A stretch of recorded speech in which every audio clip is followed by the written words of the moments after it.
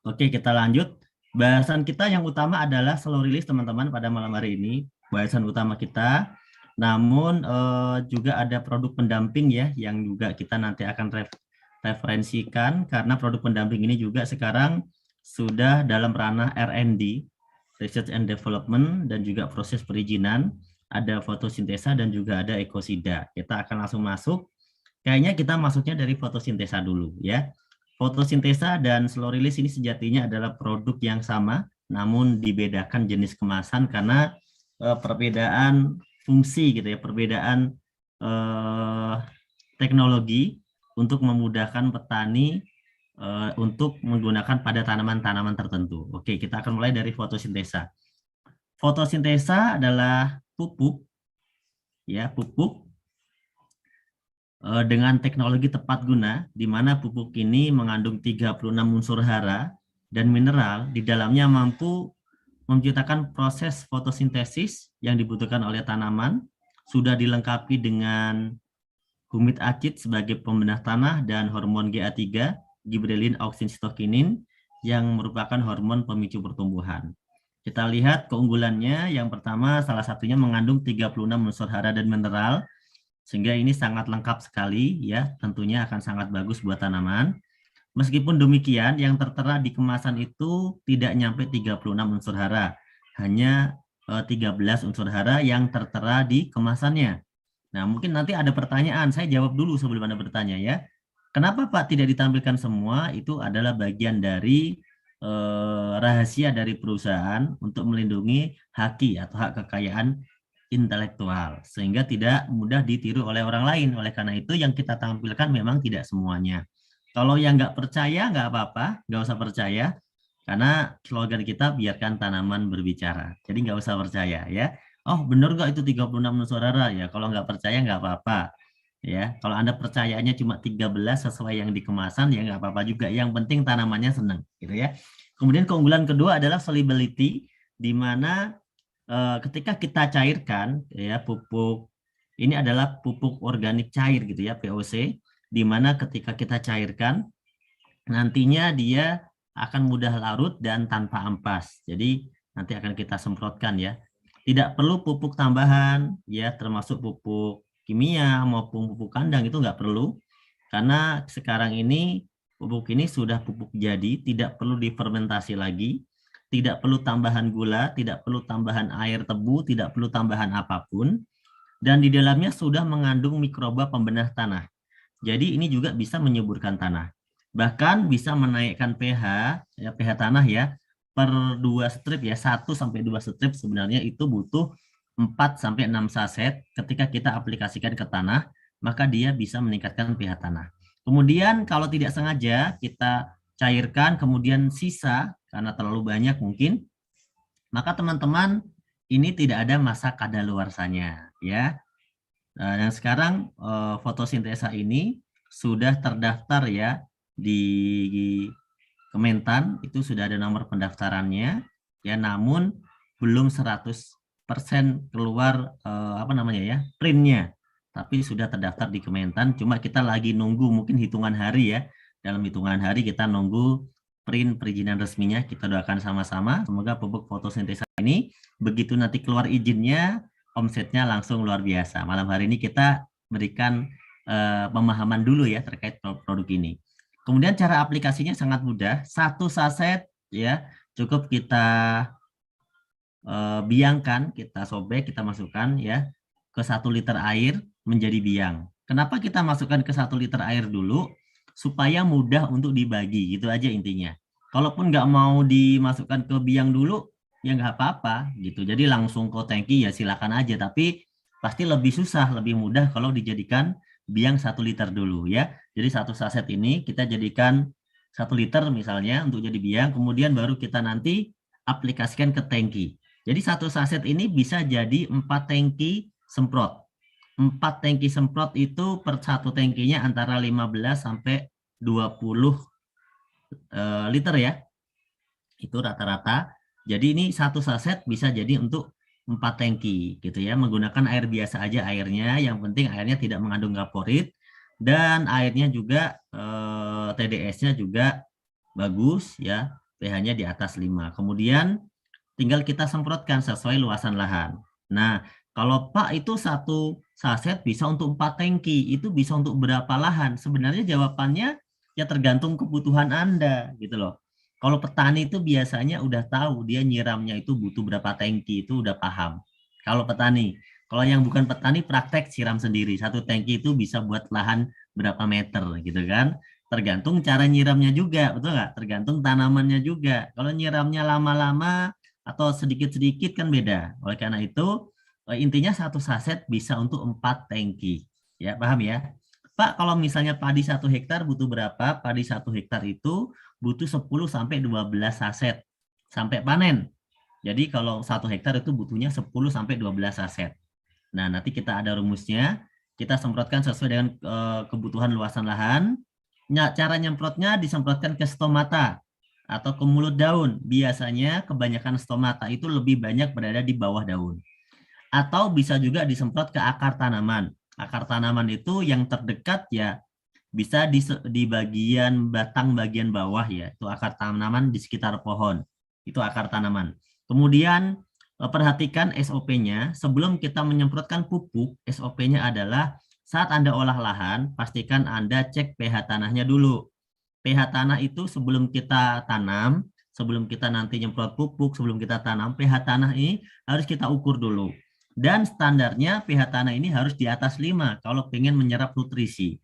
Kalau pH-nya di bawah 5, maka dia tidak bisa menyerap nutrisi. Oleh karena itu, olah lahan, naikkan pH-nya, baru kita tanam, baru kita mupuk begitu, ya. Jadi pH tanah kita naikkan dulu. Kalau yang pH tanahnya sudah bagus, Pak, bagaimana? Kalau yang pH tanahnya udah bagus ya, langsung kita semprotkan ke tanamannya saja. Kita nggak perlu nyemprot tanah untuk menaikkan pH tanah, karena tanahnya sudah kondisinya sudah lumayan bagus, gitu kan. Kemudian kalau misalnya kita mau menaikkan pH tanah butuh berapa saset? 4 sampai dengan 6 saset dalam luasan kurang lebih 1 hektar, ya. Kemudian itu menaikkan 1 sampai 2 strip pH saja ya. Menaikkannya 1 sampai 2 strip. Kalau alternatif yang lain kalau Anda ingin menaikkan pH yaitu dengan kapur dolomit. Kemudian itu aja simple. Nah, ini cara pemupukannya. Yang pertama cek pH tanahnya. Target pH-nya yang diutamakan tuh 6 sampai 7, itu yang paling bagus ya. Kemudian kita cairkan pupuknya, 1 saset tadi bisa untuk 4 tangki. Kalau misalnya 1 hektar, itu ada kolom tabel 1 hektar ya. Penyiramannya rata-rata kalau tanaman-tanaman seperti padi atau tanaman-tanaman holti gitu ya. Tanaman-tanaman yang memang umurnya di antara kisaran 120 hari gitu kan. Itu kita penyiramannya di sini kurang lebih 4 kali penyiraman. Bisa sampai 5 kali, tetap masih bisa. Tapi 4 sampai 5 kali ya. Di sini saya tabelnya menggunakan tabel 4 kali penyiraman. Penyiraman pertama yaitu saat keluar tunas antara hari pertama sampai hari ke-7. Penyiraman pertama. Kemudian penyiraman yang kedua adalah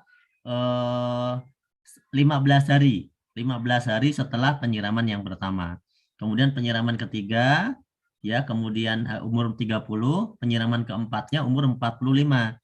Jadi kalau anggap saja hari pertama nyiram, berarti hari ke-15, hari ke-30, hari ke-45. 4 kali kita menyiram padinya, gitu ya, menyemprot atau nyiram padinya. Kemudian berapa saset, Pak?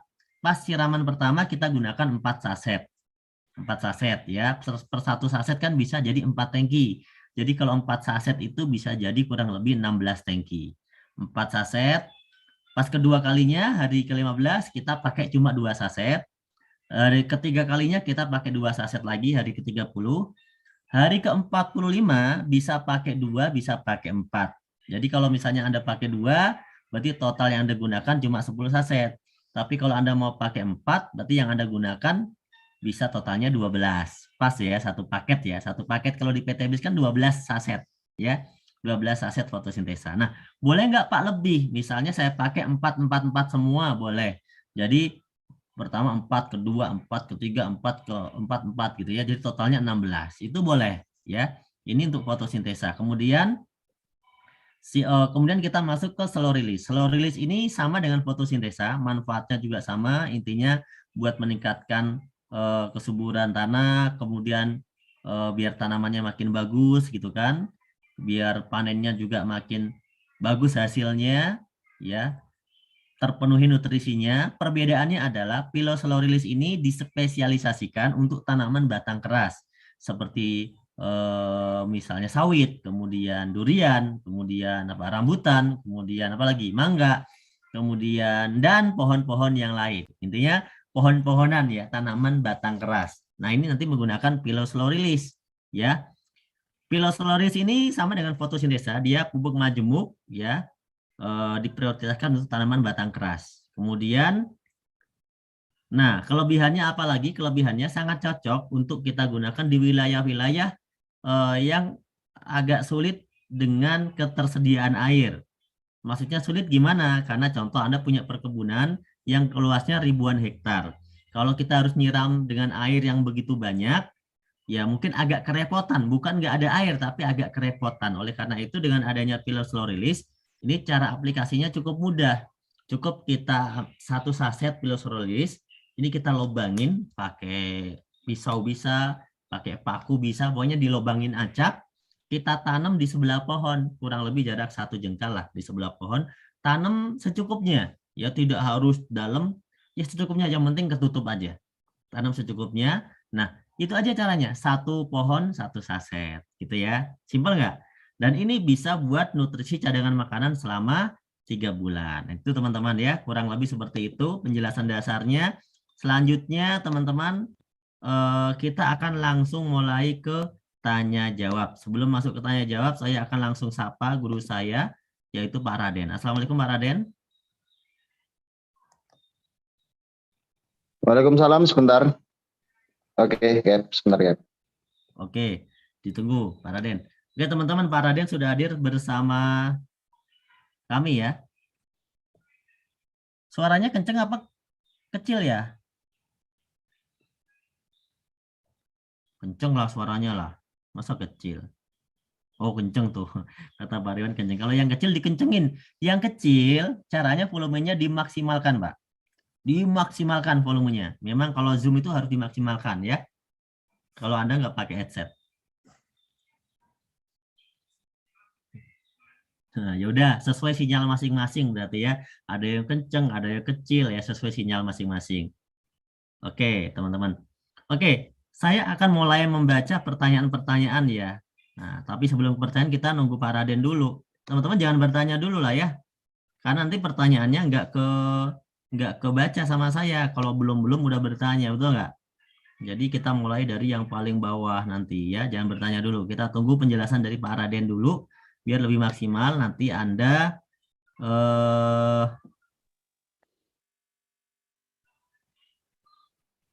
Salam pecel. ya, petani cerdas luar biasa. Lanjut, Pak Raden. Oke, terima kasih atas waktunya. Assalamualaikum warahmatullahi wabarakatuh. Rekan-rekan semuanya. Alhamdulillah, jangan lupa ngopi dulu. Oh iya, saya belum ngopi nih. Kopi 3.000. Kopi komunitas petani idaman 3.000. Tinggalkan riba, bangkitkan usaha. Oke, alhamdulillah. Rekan-rekan semuanya yang saya cintai, pada malam hari ini kita bisa bertemu lagi di forum yang luar biasa ini, dihadiri sebenarnya lebih dari 1.000 kan, dibatasi 1.000, mungkin saat ini dibatasi 1.000. Ini menandakan bahwa antusiasnya dari teman-teman semuanya. Alhamdulillah kita sampai saat ini sebenarnya masih bersama-sama dalam tahap riset dalam penjualan di PT BES. Saat ini saya sering menyampaikan ke rekan-rekan semuanya, saat ini ketika hadirnya produk-produk baru ini, kita saat ini masih masa-masa peregangan. Untuk slow release pun saat ini masa-masa pemanasan. Tapi alhamdulillah dari masa-masa itu sampai saat ini sudah terjadi penjualan yang alhamdulillah cukup signifikan, cukup luar biasa sekali, dan ini saya berharap awal yang luar biasa, karena dimanapun di narasi agro pertanian itu potret ke depan adalah hasil dari saat ini. Kenapa seperti itu? Karena potret pertanian itu ketika pemupukan hari ini itu efeknya bisa langsung dan berjangka. Lah kenapa distributor pupuk dan pabrik pupuk rata-rata selalu mengupdate terkait formulasi? Karena potretnya pasti terus meningkat. Karena peningkatan itu hasil pemupukan hari ini, misal efeknya mungkin sebulan, 2 bulan, 3 bulan ke depan. Sehingga kita bisa tergambar potret penjualan saat ini. Ketika saat ini sudah mencapai 15, bahkan kemarin 20.000 up ke atas per hari terkait slow release, berarti potret Anda, potret-potret semuanya bisa tercapai untuk ke depan, bisa berlipat-lipat ganda. Kenapa seperti itu? Karena menurut kajian saya sendiri, kajian kami itu terkait dengan produk slow release ini insya Allah bukan satu-satunya, saat ini sudah banyak orang yang sama-sama serupa menciptakan slow release yang lain. Namun gagasan yang baru ini, kenapa seperti itu? Kita membangun narasi teknologi tepat guna, karena kita menganggap bahwa inilah solusi yang sebenarnya dari masalah-masalah yang muncul di pertanian Indonesia ini. Kita hadir sebagai solusi teknologi tepat guna. Nah, kenapa seperti itu? Karena melihat potret saat ini, apalagi di dunia sawit, berapakah jumlah hektar, juta hektar sawitkah yang ada di Indonesia terpotret? Apalagi saat ini slow release sudah bukan cuma di Indonesia, sampai ke Malaysia, sampai ke Brunei, sampai ke negara-negara tetangga yang insya Allah produk anak kampung, anak negeri yang saat ini insya Allah menjadi go internasional. Amin. Makanya tergambar dari itu, insya Allah bukan cuma sawit, tapi banyak perkebunan-perkebunan di luar sana yang membutuhkan pupuk, majemuk, makro, dan mikro. Tapi saya kembali lagi, kami di perusahaan tidak menampilkan terkait kandungan, kami hanya menampilkan mikro anorganik, karena kami menimbang bahwa kami pengen bersifat netral, tidak mau membawa narasi apapun, kami hanya berbasis narasi teknologi. Sehingga insya Allah PTBS atau kita semuanya mampu bersaing dengan negara-negara tetangga. Tapi alhamdulillah lagi, saya sampaikan lagi terkait fotosintesa, kemasan yang baru itu sudah tampilkan nomor pendaftaran. Biasanya di pupuk yang sudah berizin pun itu nomornya nomor pendaftaran SK bla bla bla bla. Meskipun itu bersifat sementara, resmi sah penjualan sampai Juni 2022, namun kita akan merilis nomor kentan yang sesungguhnya. Tidak ada perubahan nanti, hanya perubahan di nama base-nya saja. Itu hanya berbentuk angka sesuai dengan nomor urut pencetakan dari uji Kementan, itu saja. Tapi insya Allah itu sudah sah. Dan alhamdulillah dengan sekian lamanya kita menunggu produk fotosintesa, dan akhirnya saat ini sudah 99%. Bahkan hari ini saya pun ada meeting dengan beberapa Kementan. Alhamdulillah ini sudah menunggu hari untuk antri dalam cetak Kementan. Kemudian kami akan mengurus terkait OSS pendistribusian tunggal ke PTBS, delegasi wewenang ke pihak ketiga, distribusi ke PTBS Bandung, sehingga insya Allah ke depan akan kita launching sejajar, bahkan masuk dalam sistem PTBS, dan insya Allah bisa teman-teman semuanya bisa nikmati itu semuanya, milik kita bersama. Lah, kemarin-kemarin terkait slow release, fotosintesa, dan lain sebagainya, slow release apalagi saat ini ledakan kita itu terjadi bukan saat ini. Tapi potretnya adalah di tahun-tahun ke depan, menimbang bahwa slow release ini sebenarnya muncul kentanya pun kita menampilkan kentan per tanggal 8 November 2021 betul ya. Terus kemudian baru berapa bulan, padahal potret itu sudah dibantukan dari sebelumnya yang sudah kita menjual dalam tahap R&D. Meskipun waktu dulu ada perdebatan panjang, oh ini nggak ada kemtanya, aman atau tidak, dan lain sebagainya. Tapi alhamdulillah kita melewati fase-fase itu, dan saat ini sudah ada kemtanya pun masih ada pendebat, kenapa kandungnya tidak menampilkan semuanya, masih ada aja, tapi kita enjoy. Kita berharap teman-teman semuanya, mitra-mitra mewakili dari beberapa golongan petani untuk menjelaskan bahwa inilah yang dibutuhkan tanaman untuk saat ini. Bahkan kalau menimbang seperti itu banyak sekali hal-hal yang di luar narasi itu, banyak sekali saat ini. Contohnya seperti ini. Kenapa kita menampilkan semuanya? Ada produk sabun yang notabene saat ini jadi pupuk. Ada. Izinnya sabun tapi jualnya bisa jadi pupuk. Micin itu jualnya buat makanan, kenapa jadi pupuk? Jadi banyak narasi yang diselamurkan, banyak hal. Jadi itulah menjadi narasi perusahaan untuk membangun sebuah sektor bisnis masing-masing. Tapi alhamdulillah saat ini slow release dan fotosintesa sudah resmi, insya Allah resmi 99%. So, fotosintesa yang khusus fotosintesa 99%, saat ini tinggal kami pendistribusian ke PTB saja. Tapi insya Allah tetap kami kawal semuanya, mitra-mitra semuanya, teman-teman semuanya. Saya berharap teman-teman semuanya bisa mendapatkan apa yang diinginkan, bukan pada nilai poin. Poin itu nomor 2. Tanaman bicara nomor 1. Tanaman bicara poin nomor 2, kemudian itu pasti otomatis. Karena korban berjatuhan saat ini bukan karena petani itu nggak peduli. Yang penting tanamannya bagus, nanti dia mengikat.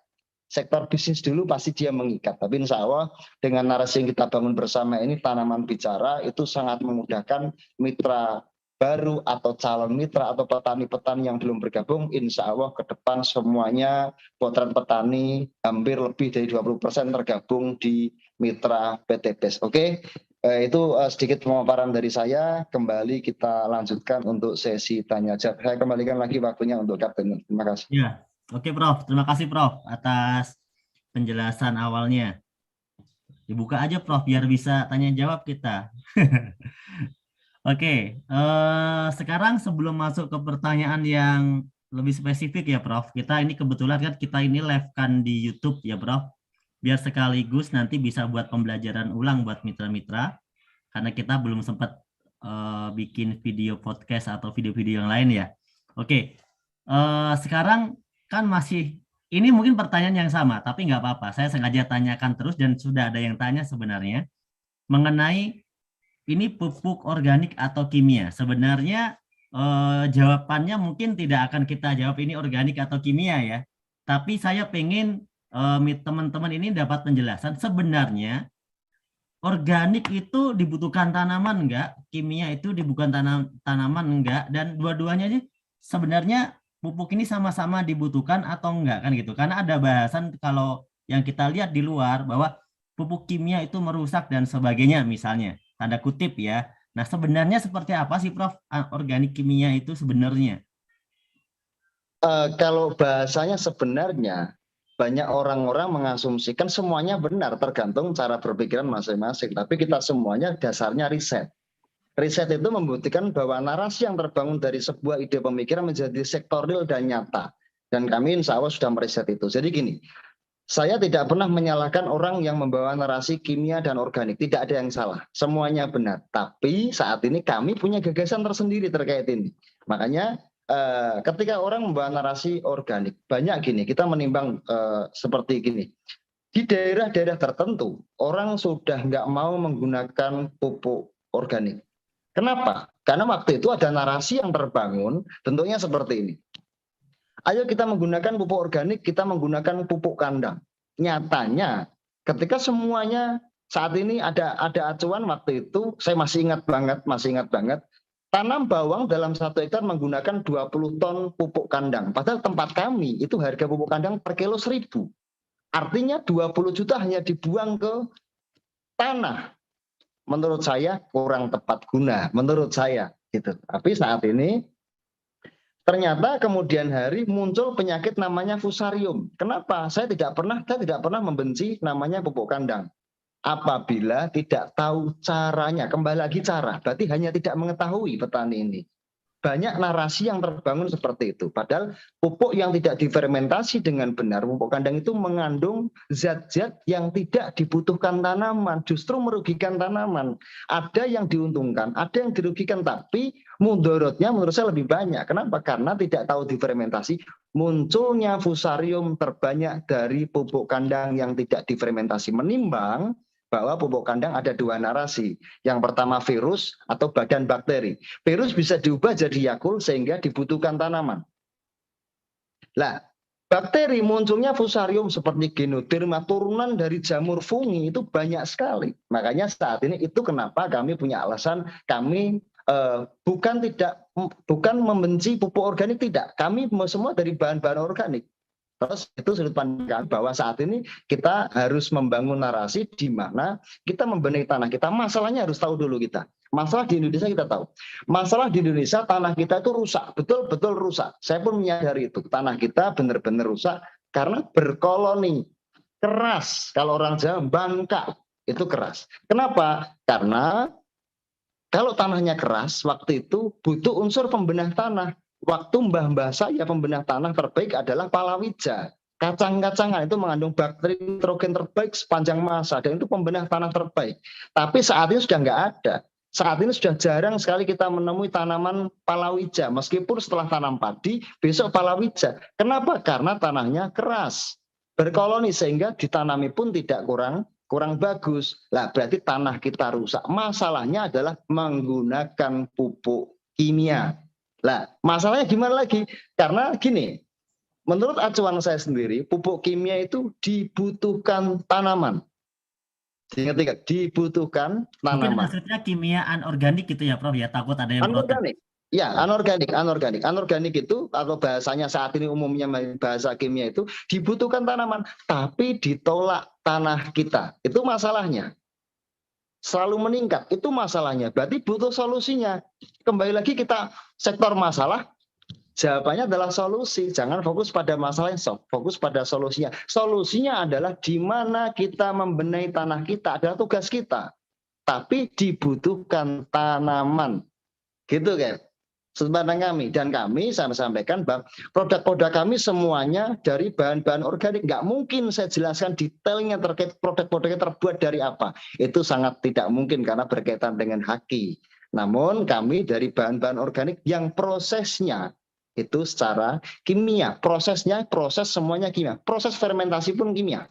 Saya bikin kopi tadi, kopi, air panas, dan gula. Prosesnya pun kimia. Meskipun dari bahan-bahan organik, kopi kategori itu. Makanya saat ini asumsi saya menjelaskan bahwa produk-produk kami produk-produk dari bahan-bahan organik. Terkait penjelasan lain kami tidak bisa menjawab. Namun perbedaan menurut saya adalah masalah kita adalah bumi kita rusak gara-gara banyaknya pupuk anorganik. Banyaknya. Kenapa banyaknya? Gini, kembali lagi. Di Indonesia ini, kenapa saya membangun narasi teknologi tepat guna? Karena saya menganggap teknologi di Indonesia belum tepat guna. Kenapa? Gini, kita belanja punya uang 100 juta. Masa iya belanja fotosintesis selalu dapatnya cuma berapa blok? Regional aja cuma 3.000 berapa ton? Nggak banyak itu. Dibandingkan jika Anda belanja 3 miliar, itu dapat pupuk tunggal berapa ton? Banyak sekali ton. Tonasenya banyak. Lah, tonase itulah banyaknya kita kasih kepada tanah itu kemudian ditolak oleh tanah kita. Kembali lagi banyaknya, berarti artinya tanah kita rusak. Masalahnya berarti solusinya butuh unsur pembenah tanah dan zat-zat yang dibutuhkan tanaman. Kembali lagi saya ulangi, produk-produk kita semua dari bahan-bahan organik. Insya Allah kita juga membenahi tanah, menaikkan pH tanah, kemudian mampu diterima oleh tanaman itu sendiri. Terima kasih, Kapten. Oke, Prof. Berarti secara izin kita memang menggunakan izin anorganik ya, Prof ya. Namun Anorganik. anorganiknya kita itu kalau disebut misalnya ada orang bilang kan pupuk anorganik merusak tanah. Kita bisa silakan dibuktikan. Coba pupuk kita dikasih ke tanah kira-kira rusak apa malah bagus gitu ya. Oke, itu bisa juga seperti itu. Tapi sudut pandang kami itu kan hanya narasi administratif, kan. Kalau kami bicara sudut pandang perusahaan narasi administratif. Contohnya misal, produk kami ketika kami pengen mengizinkan terkait organik Indonesia, Innovis Indonesia atau organik Indonesia, kami harus membatasi terkait kandungan. Dan kandungan itu padahal ada sisi lain, itu dibutuhkan tanaman. Dan kami tidak bisa melakukan itu. Yang penting kita tahu masalahnya sehingga kita tahu solusinya. Sekitar itu saja. Kita kembali lagi pada Jadi asas sebenarnya kemanfaatan data. kenapa kita nggak memilih untuk diorganikkan? Karena juga ada aturan-aturan pembatasan ya di sana. Pembatasan. Selain daripada ya narasi-narasi lain itu ya. Oke, oke. Jadi biar teman-teman paham. Jadi kenapa yang digunakan adalah teknologi tepat guna? Karena kalau kita menggunakan narasi organik, anorganik, maka tidak akan ada selesainya, teman-teman.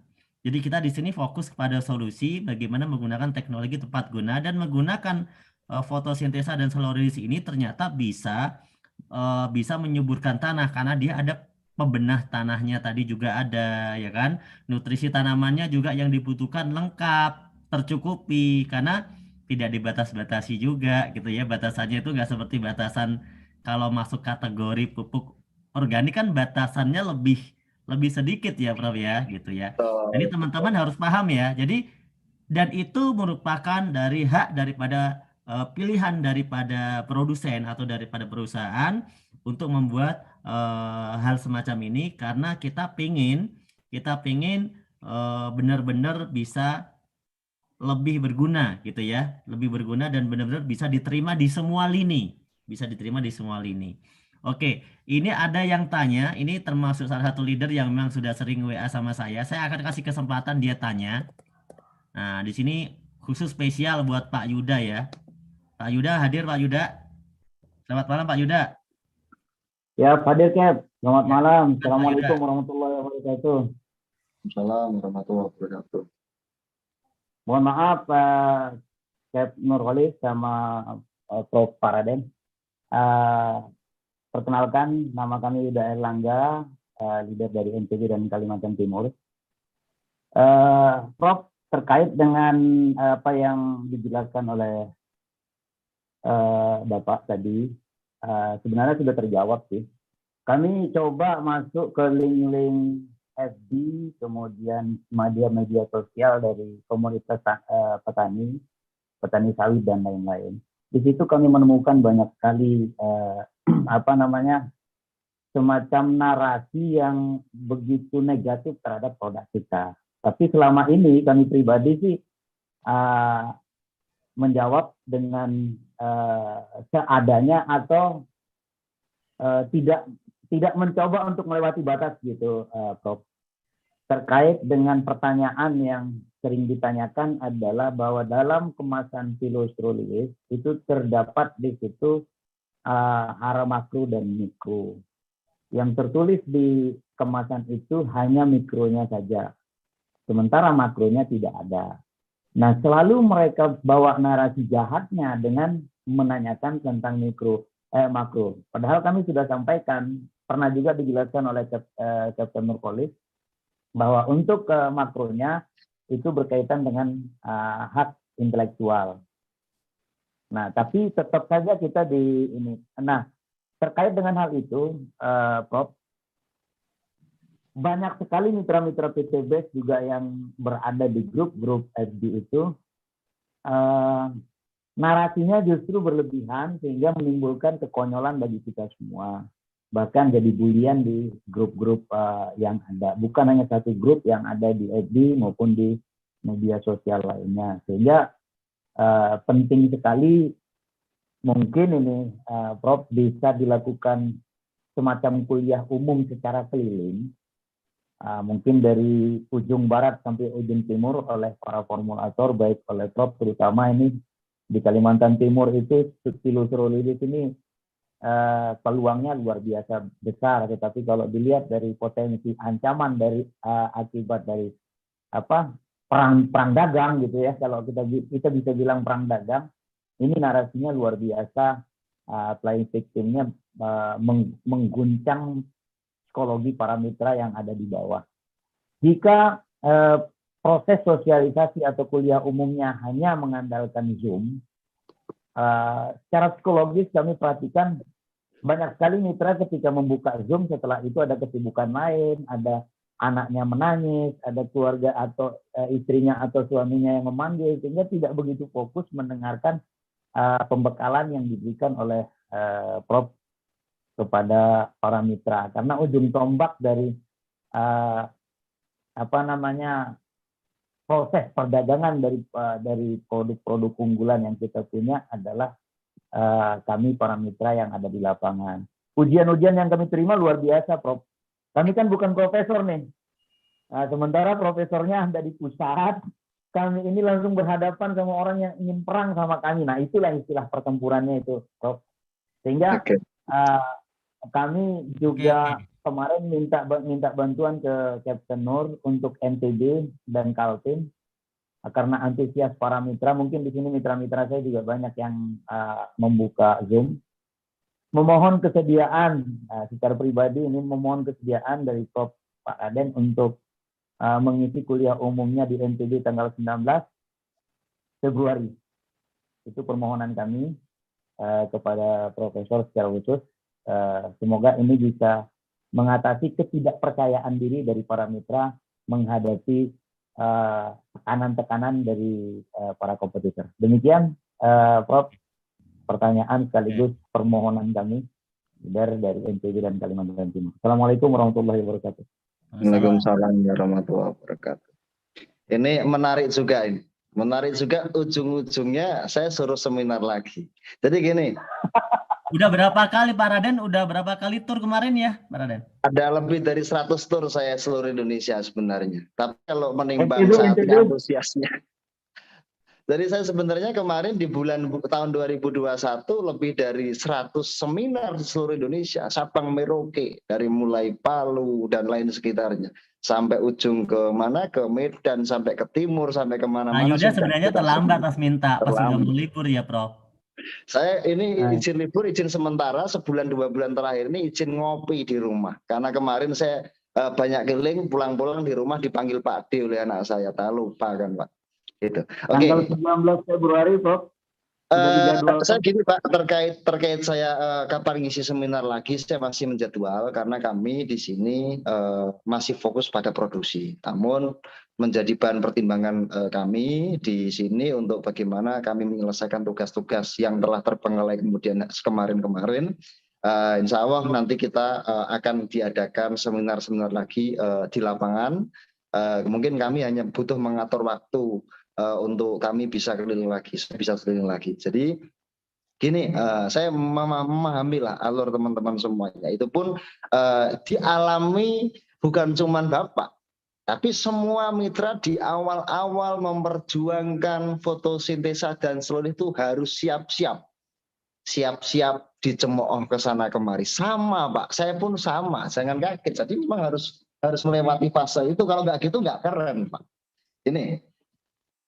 Jadi kan memang sebelumnya memang banyak sekali narasi yang dibangun. Karena apa? Karena di luar narasi politik will, saya sampaikan, di luar narasi politik will. Karena termeset dalam narasi pemikiran petani kita atau sudut pandang kami di perusahaan atau perusahaan itu punya cara masing-masing.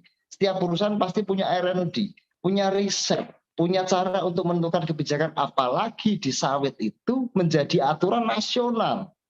Sehingga cara pun pengupukan seperti ini, tapi logikanya seperti ini kalau saya. Kita sering melihat bahwa sawit itu dipupuk dengan pupuk tunggal atau NPK, dipupuk muter ke sana kemari, terus sana kemari, kan gitu kan? Tapi nyatanya gulmanya, subur tanamannya tidak berkembang dengan baik. Pertanyaannya gini, pupuk ketika kita taburkan ke sana kemari, pupuk interval kenapa 15 hari? Saya sampaikan. Karena pupuk itu menguap selama 15 hari. Ditangkap dan tidak tergantung pada pH tanah. Gitu. Nah, pH tanah itu harus di atas 5-7. Di bawah 5 tanaman tidak mampu menangkap nutrisi. Berarti butuh formulasi di mana menaikkan pH dulu baru tanaman makan nutrisinya. Logikanya seperti ini. Kita ada kopi, ada makan enak di sekitaran kita, tapi kita di tempat pembuangan sampah muntah Pak. Gak nyaman kita. Tanaman butuh tempat nyaman untuk menangkap. Seperlunya dia, seperti itu. Dan itu memang peluang dari kita semuanya, itu justru peluang, tantangan bagi saya. Karena memang kenapa ledakan saat ini sekian banyak. Kalau melihat jumlah penjualan per bulan di kami, saat ini lebih dari 70.000 hektar sawit yang sudah menggunakan slurry tersebar seluruh Indonesia. Menurut data, karena jumlah PV-nya jelas. Dalam satu box isinya 12 PV, 120 saset. Kali berapakah banyak jumlah yang terjual? Berarti sudah berapakah dibagi 140 batang pokok? Ada yang 120 batang pokok. Berarti sudah banyak sekali yang sudah menggunakan. Lebih dari 70.000 hektar. Artinya dan itu terus meningkat Pak. Grafik terus meningkat. Artinya pun itu pun orang-orang saya yakin tidak semudah itu menjual itu, sama seperti awal-awal pasti dicemooh ke sana kemari karena tidak percaya. Itulah bentuk gagasan baru kita memperkenalkan produk dan itu sah-sah saja. Makanya sering saya sampaikan bahwa ketika kita menggunakan narasi yang kita bangun, kalau saya menggunakan narasi nggak perlu mulu-mulu Pak. Kalau saya nggak suka dengan narasi ya sudahlah. Saya ada cerita ini hanya sekedar cerita. Waktu itu saya mengenalkan produk-produk itu sudah berapa tahun silam, berapa tahun yang lalu itu saya bahasanya tak seperti ini, Pak ini ada produk nggak masuk akal, saya sendiri nggak percaya meskipun itu buatan saya. Tak coba waktu itu produk ini nggak masuk akal, katanya tanaman yang tidak berbuah nanti lama-lama nggak lama berbuah lagi Pak. termasuk sawit. Masa saya pun nggak percaya, ayo kita buktikan bersama. Itu narasi yang tak bangun waktu itu. Kemudian kita buktikan bersama, ternyata betul real 3 bulan, 4 bulan, berapa itu sudah berubah menjadi berbuah dan sangat bagus sekali. Kemudian bertanya-tanya orang tersebut. Saya nggak menyebut perusahaannya apa, cuma bertanya, nah, sekarang saya menjadi teman join. Dulu teman join. Jadi bertanya, itu pupuk apa? Kok bisa, saya nggak masuk akal, barangnya sekian kecilnya, tapi bisa membuat efek seperti ini. Jadi saya narasinya bahwa nggak tahu itu pupuk tipu-tipu. Nyatanya kita datang aja sudah ketipu kan gitu kan, dengan sudah berbuah banyak. Jadi kita yang penting satu, Pak. Makanya saat ini bisnis adalah trust. Trust adalah bisnis kepercayaan. Bagaimana kita membangun kepercayaan itu dengan narasi yang kita bangun adalah biarkan tanaman bicara. Kalau kita ngomong, kita pasti nggak, kita PTBS nggak jualan kecap. PTBS tidak jualan suatu produk dengan membesar-besarkan, tidak. Saat ini narasi dibangun biarkan tanaman bicara. Kalau ada bukti otentik terkait produk hasilnya bagus, pasti bertanya-tanya. Karena tanaman itu jujur. Kemudian ngomong kepada petani sekitar, kemudian order kepada Anda. Itu prinsipnya. Jadi saya kira tantangan bagi kita semuanya memperkenalkan produk ini adalah, tapi ketika sudah mencoba saat ini, kenapa ledakan saat ini? Karena kemarin saya habis telepon-teleponan dengan beberapa teman yang di Muara Bungu. Pertama ditolak mati-matian, Pak. Tapi kemarin orderannya per sekali kirim itu minim sekali orderan ratusan juta tiap hari. Kenapa? Karena tolakan di awal itu tantangan bagi kita semuanya. Karena waktu itu mencoba 1 hektar, kemudian hasilnya tampak di order 10 hektar. Ada yang nyoba, dia punya kebun Pak, di Muara Bungu kan banyak sekali orang pribadi yang punya kebun luas. Kemudian dia punya 700 hektar, coba dulu 10 hektar, hasilnya bagus, 700 hektar dipupuk semuanya. Berarti narasi yang dibangun adalah bukti. Petani itu butuhnya bukti, bukan sebuah janji. Dan insya Allah produk-produk PTBS ini membuktikan bahwa secara asas kemanfaatan kita sudah insya Allah tidak diragukan lagi. Karena memang dari sekian banyak, kalau memang dirasa tidak bagus, nggak mungkin ada orderan, Pak. Kenapa meningkat? Karena terbukti bagus. Meskipun banyak orang yang menyerang, itu sah-sah saja. Tantangan bagi kita semua. Kurang lebih seperti itu. Terima kasih, Pak. Oke, Prof. Terima kasih, Prof. Kita kembali ke tema sawit. Ini ada pertanyaan yang sudah mulai menjurus ya, tentang dosis. Tadi kalau sawit kan mungkin saya jelaskan, satu saset itu kurang lebih 1 on ya, Prof. Itu bisa untuk 1 pohon ya. Nah, ini aturannya, ini untuk pohon yang umur berapa? Ketika umurnya misalnya 5 tahun, atau mungkin ada yang umurnya mungkin masih 3 bulan, atau mungkin yang 1 tahun, atau mungkin yang udah puluhan tahun. Nah, seperti apa perbedaan dosisnya, Prof? Oke, jika mungkin sawit, saya sarankan gini. Apa perbedaan fotosintesa dan slow release? Kembali lagi saya sampaikan bahwa fotosintesa adalah pupuk cair. Di mana teman-teman ternyata sekitaran itu ada air, silakan pakai fotosintesa. Hasilnya toh sama. Bagus. Kalau fotosintesa fast release, bukan slow release. Berarti fase cepat sekali dia reaksinya. Tapi slow release, saya sampaikan lagi, Pak, kenapa sih kita pakai slow release kok buahnya baru tampak sebulan 2 bulan? Kan fotosintesa seminggu 2 minggu sudah kelihatan. Bedanya kalau fotosintesa itu pakai mobil jet, fast release. Kalau slow release itu slow, pelan-pelan. Yang penting cepat sampai. Saya sampaikan seperti itu dengan bahasa yang lelucon. Karena gini, jadi bedanya adalah pupuk fotosintesis dan seluruhnya adalah pupuk fotosintesis adalah pupuk cair, seluruhnya adalah pupuk padat. Di mana pupuk padat itu digunakan untuk daerah-daerah yang tidak terjangkau air. Di Indonesia banyak sekali daerah-daerah yang tidak terjangkau air. Nggak mungkin bawa tangki beribu-ribu liter untuk dibawa naik ke gunung. Makanya solusinya adalah slow release, pakai pupuk lainnya, pupuk tunggal atau NPK, pasti bawahnya bertonton. Kita pakainya cuma berkilo-kilo, beron-on, gitu saja. Jadi saya kira saya sampaikan berulang-ulang, jika slow release ini 1 saset itu digunakan jika memang untuk tanaman yang sudah produktif di atas 5 tahun, sudah produktif, apapun tanamannya. Ternyata tanamannya sudah di atas 10 tahun dan gede banget, tambah 2. Kita hitung aja. Rata-rata kuncinya adalah dalam 1 saset itu menambah 20 kg beban. Bobot hasil. Contohnya bisa alpukat dipupuk 1 saset dalam 3 bulan sekali. Sekali panen dia menambah bobot sekitar 20 kg. Kita hitung worth it. Kembali lagi kita ajarkan terkait dengan prinsip dagang. Disediakan seperti ini.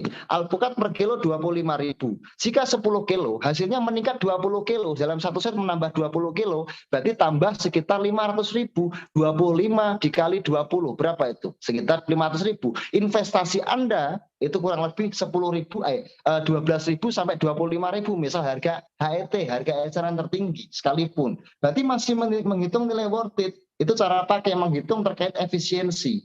Nah, terus kemudian terkait dengan cara pakai, jika memang tanamannya masih kecil, cukup 1 cendok aja, atau menggunakan cukup 1 gayung kecil fotosintesa, atau disemprot dikocor kira-kira 1 bulan sekali jika batang besar. Atau jika menggunakan soluis dibuka aja dikasih 1 sendok, itu cukup kurang lebih 1 bulan sampai 1,5 bulan sekali. Namun jika ditanam bersama kertasnya, kertasnya pun kita pakai paperweight. Paperweight itu kita berarti organik, ramah lingkungan, pecah semua larut dalam air tanpa kandungan plastik, tidak melukai bumi kita, sehingga kita pun tanam pun aman. Tapi jika tanamannya masih di bawah 5 tahun belum tidak produktif, menggunakan cukup 1 sendok teh atau 1 sendok 1 sendok makan, itu aja. Jika mungkin menghitung efisiensi lagi, ternyata Pak, pupuknya kita terhitung menurut kami mahal, tapi kita gunakan pada karet. Kita hitung aja karet. Karet ada berapa dalam 1 hektar, misal 400 atau 600 batang pokok. Ya sudah,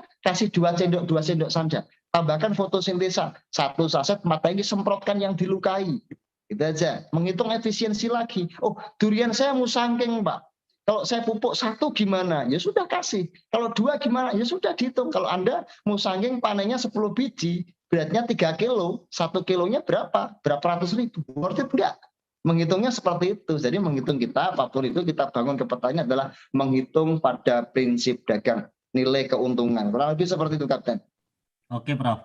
Lanjut, ini tentang fotosintesa ya. Kalau dari Haji Khoir, fotosintesa, dia cerita ya bagaimana terkait pupuk fotosintesa disemprot untuk padi dan petani ini turun ke tanah itu repot. Sebentar ya, petani tapi kok repotan ini ya.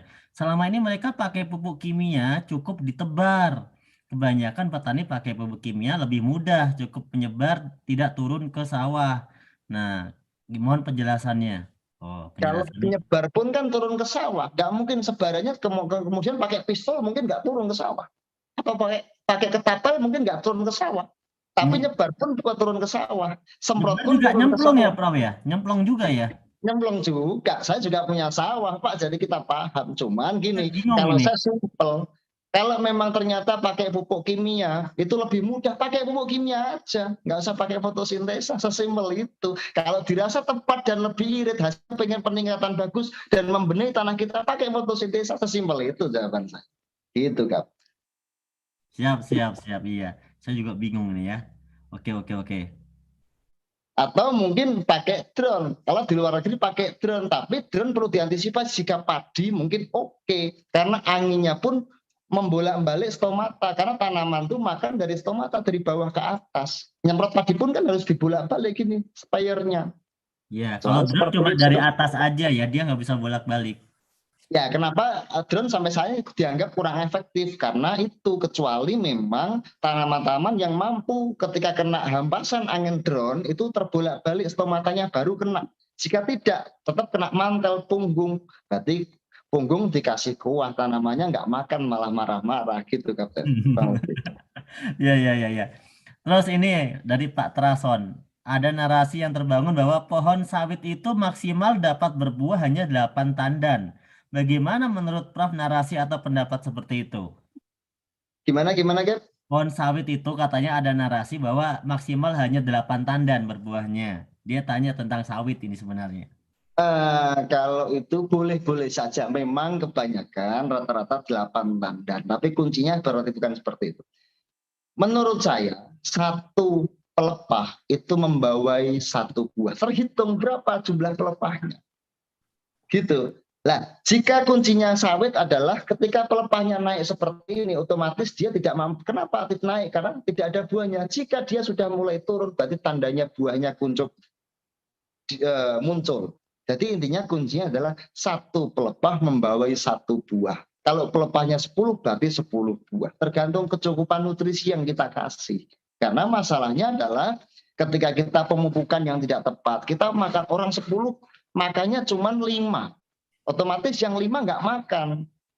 Yang 5 gendut, yang lainnya kecil, itu masalahnya. Jadi cara kita Nutrisinya memberi kurang makan. ya, nutrisinya nggak cukup itu ya, Prof. Nggak cukup.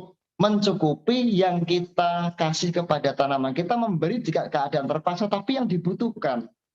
Beramal kan bagi orang yang membutuhkan. Kan gitu. Sama teorinya, kita memberi kepada yang dibutuhkan tanaman. Tidak melebih-lebihkan, mubadir.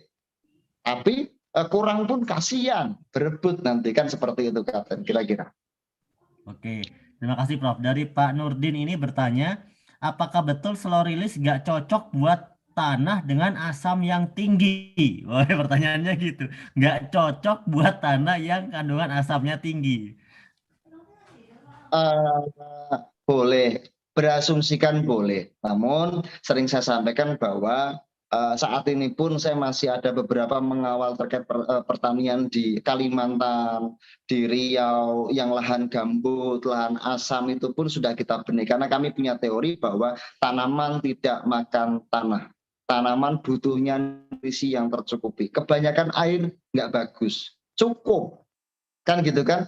Drop itu pH tanahnya. Kenapa asam tinggi nggak bagus? Karena asam tinggi berarti pH-nya drop. Ketika pH-nya drop, tanaman tidak mampu menangkap itu. Yang harus dilakukan adalah membenahi tanahnya, pH-nya naik, baru kita memberi makan. Nah, slow release itu membenahi tanah dan juga memberi makan. Prosesnya membenahi tanah dulu, baru memberi makan. Saya kira itu gagasan yang kami kurang setuju.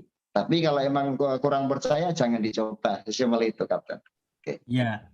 Sebenarnya semua tanaman butuh pH yang bagus ya, Prof ya. Untuk Jangan menangkap nutrisinya. Betul. Untuk menangkap Jadi nutrisi. kalau misalnya tadi ada kalimat misalnya nggak cocok buat yang asam, ya sebenarnya bukan cuma pupuk slow release gitu ya. Ya semuanya juga pH-nya nggak boleh yang asam, tapi harus yang normal. Oke, tanah asam, tanah gambut, tanah mineral pasti berbeda. Tanah mineral pasti, kadar mineral kelebihan, berarti harus bagaimana kita caranya, gitu. Nah, kalau tanah asam berarti tanahnya asam, pH-nya drop, tidak mampu menangkap nutrisi jika kita kasih makan, itu masalahnya. Berarti solusinya kita beri supaya menaikkan pH dan ditangkap oleh akar, sehingga memperbaiki fungsi akar, batang, serta daun. Kurang lebih seperti itu, Kapten. Oke, menarik Prof tentang tanah ini buat tambahan ilmu nih buat saya juga. Tentang tanah apa tadi? Tanah asam, tanah gambut, tanah macam-macam. Itu penanganannya kalau dari segi ilmu di pertanian seperti apa sih umumnya Prof? Coba ini buat gambaran ya. Mungkin bisa saja di luar pupuk ya. Coba. Ada beberapa perbedaan terkait tanah, Kak. Karena memang tanah itu beberapa kandungan. Contohnya, tanah yang banyak kandungan kapur, pasti buahnya lebih manis. Seperti itu, buahnya lebih manis karena teori itu teori metodologi. Cuman gini, kembali lagi pada rumus itu, kita menanam, berarti yang bagus di tanah mineral. Ya bagus, tapi kalau nggak punya tanah mineral, apa kita harus memaksakan di tanahnya tetangga? Yang ngunduh tetangga nanti. Kan gitu kan. Bagaimana solusinya adalah menggarisbawahi bahwa tanaman butuh nutrisi di pH di atas 5. Di tanah apapun, teorinya apa? Tanaman butuhnya cuma air yang nutrisinya tercukupi. Sampai itu minumnya air 20 liter per hari. Kalau kelebihan nggak bagus juga. Kalau banjir kurang bagus, kenapa? Karena nutrisinya tidak mencukupi terkait hara. Nah, masalahnya berarti di tanah gambut, di tanah asam, di tanah mineral itu apapun, kalau tidak ada nutrisi yang cukup untuk tanaman itu, otomatis tanaman kurang berkembang dengan baik. Karena bagaimana kita memberi itu bukan hanya memberi, contohnya seperti ini. Kita sering melihat TV, bangun tidur jam 10, kesiangan. Tiba-tiba melihat TV iklan ada extra jus atau kerating deng. Seger itu, karena itu mengandung zinc, seng. Kita bangun jam 10, kita minum seger di badan, tapi lupa. Kita pagi belum makan nasi, belum makan karbohidrat, belum makan apa-apa, kita minum seng. Kita sehat, seketika itu kita sehat. Tapi lama-lama kurang baik. Nah, kita cara memberi pun kepada tanaman kadang seperti itu. Tanaman itu dikasih makan nasi-nasi terus. Apa-apa terus, tanpa kita pelengkap. Lama-lama jenuh, tanaman itu kurang piknik. Akhirnya stres gitu, Kapten. Jadi kira-kira seperti itu analoginya. Gitu kayak. Jadi yang paling gampang biar gak bingung intinya pH-nya harus di atas 5 yang bagus gitu aja Harus ya. di atas 5. Ini ada lagi Pak Rustanto. Setahu saya tanaman itu memiliki 2 fase hidup, yaitu fase vegetatif dan generatif. Kalau saya lihat Betul. dari tabel tadi diterapkan cuma sampai umur 45. Berarti pupuk fotosintesa itu hanya digunakan di fase vegetatif saja ya? Gitu pertanyaan. Berarti simakannya seperti ini. Kalau jawabannya simpel. Masa vegetatif dan generatif. Masa tanam bayi baru lahir itu masa vegetatif, dan masa generatif adalah tengah-tengah umurnya. Jadi sampaikan ke petani masa tengah-tengah. Petani jelaskan vegetatif generatif nggak mudeng. Petani itu butuhnya duit yang berkah, itu saja.